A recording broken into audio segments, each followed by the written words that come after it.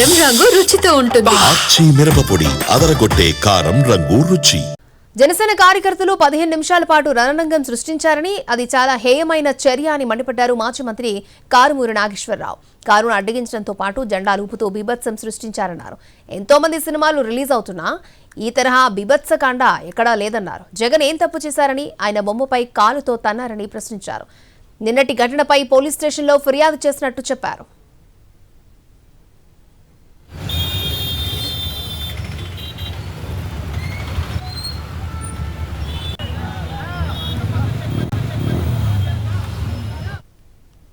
అందరూ ఉన్నారు, ఎవరి ఫ్యాన్స్ ఆడుకుంటారు. నేను కూడా మంచి సినిమా ఏదైతే ఆ మంచి సినిమా చూస్తానికి వెళ్తాను. కానీ అంటే నాకు బాగుంది, ఇది మంచి సమాజానికి మంచి మెసేజ్ వచ్చిందంటే నేను.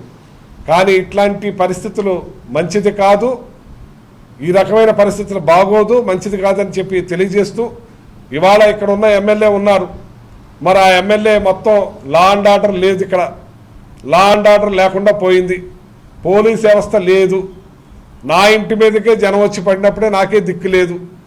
ఇవాళ ఏ రకంగా ఉందంటే ఒక రాచరిక పాలన నడుస్తూ ఉంది, ఇక్కడ రాచరికంలాగా ఉంది.